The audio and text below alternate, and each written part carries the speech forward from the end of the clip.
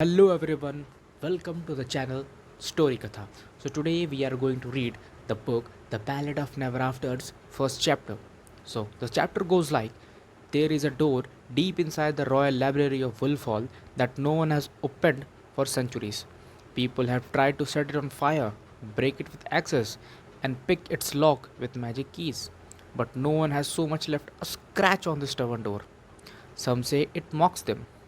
There is a wolf head wearing a crown embezzled on the door's wooden center, and people have sworn the wolves blink at their failed attempts, or bares their sharp teeth if a person even come close to opening the unopenable door. Tangerine Fox had once tried. She had pulled and tugged and twisted the iron knob, but the door would not budge. Not then, not before, but she hoped it would be different now. Evangeline was very good at hoping, also rather good at opening doors. With one drop of her willing blood, she could undo any lock. First, she needed to be sure she wasn't being watched or followed or stalked by that deceitful, appellating scoundrel whose name she couldn't even think. Evangeline checked behind her shoulder. Her lantern's archer glow chased the nearby shadow away. But the bulk of Wolf Hall Royal Library's stakes were nebulous with night. She fidgeted nervously, and the lantern flickered. Evangeline had never been afraid of the dark before. Dark was for stars and dreams and the magic that took place between the days. Before losing her parents, she had consolation, watched with her father, and listened to her mother tell stories by candlelight. And Evangeline had never been frightened. But it wasn't actually the dark or the night what she feared. It was the spider think prickle crawling across her shoulder's blade. It was been with her since the moment she had stopped out of the royal suit on the mission to unlock his door. It is the hopes it could lead her to the cure that would have saved her husband Apollo. The uncanny sensation was so stubborn at first, she let herself think it was merely paranoia. She wasn't being followed. She'd heard no steps until Evangeline peered into library's dark, and a pair of inhuman eyes stared back, silver blue and brilliant and brown star bright.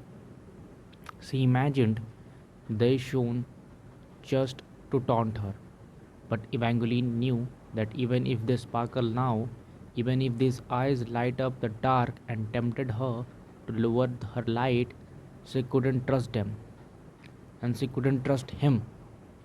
Jakes!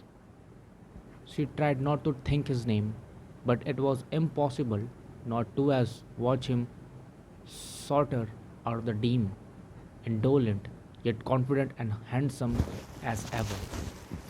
He moved as if the night should have been afraid of him. The tingling of her shoulder blades slid over his arms, and unsettling cares that went down to her one remaining broken heart scar. The wound stung, then stopped, as if Jake had sunk his teeth into it again.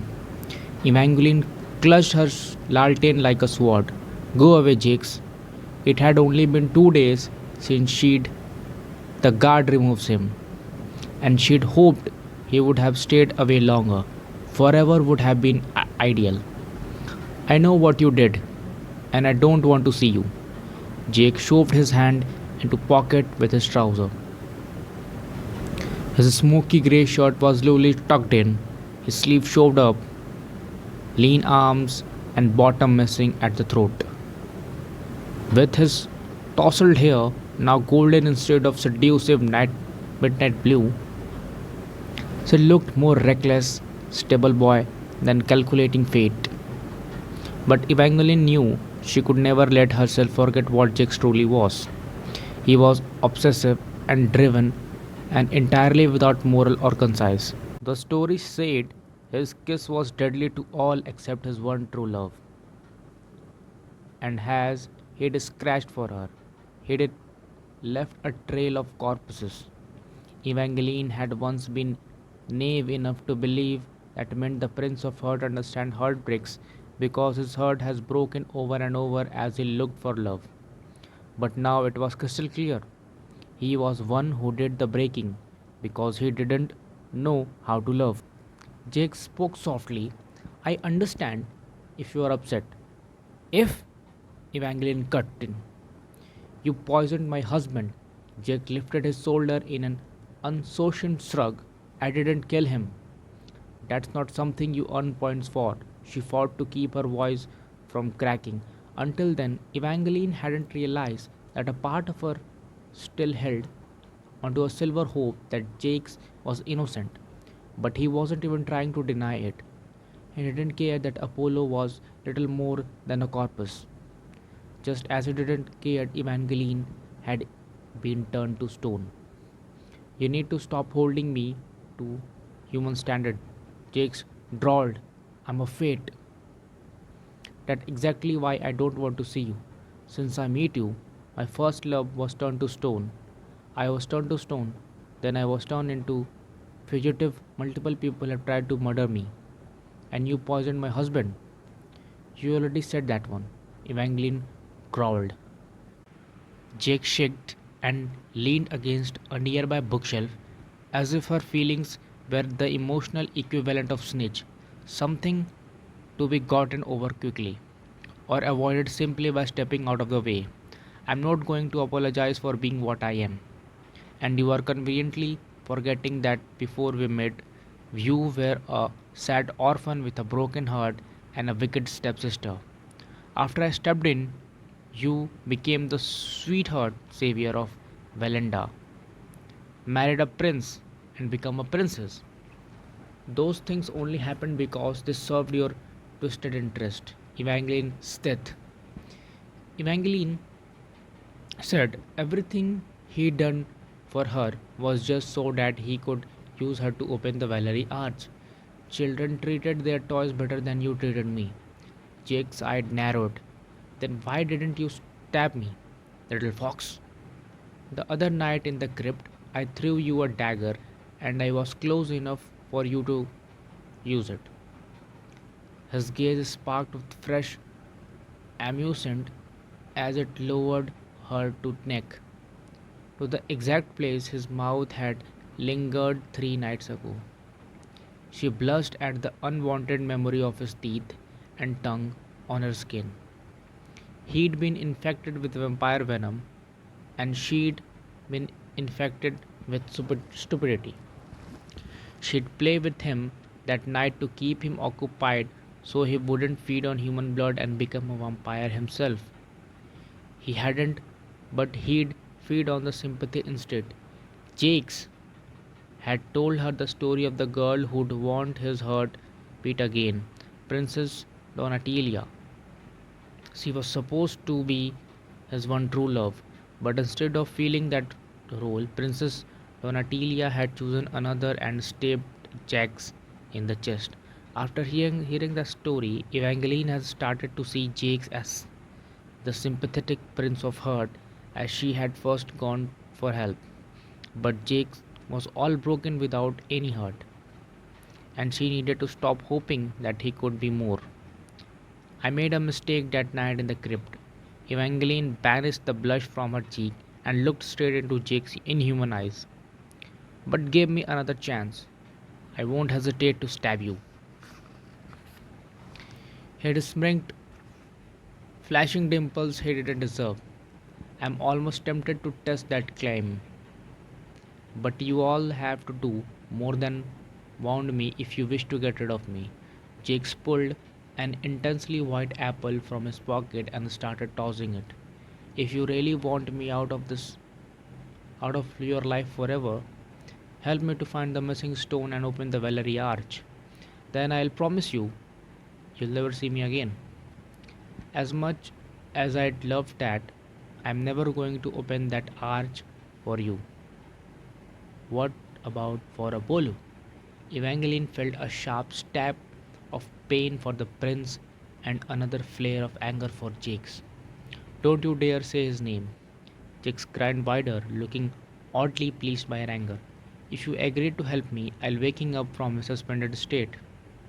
If you actually believe I could do that, you are delusional.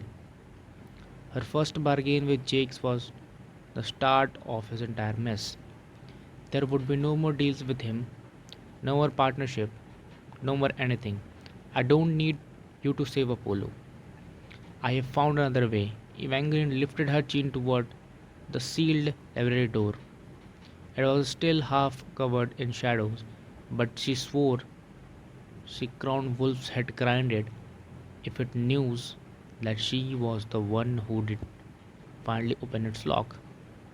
Jakes looked one look at the door and chuckled, quiet and mocking. You think you'll find a cure for Apollo in there? I know I will. Jakes laughed again, darker this time, and took a cheerful bite of his apple. Let me know when you change your mind, little fox. I won't change him, I.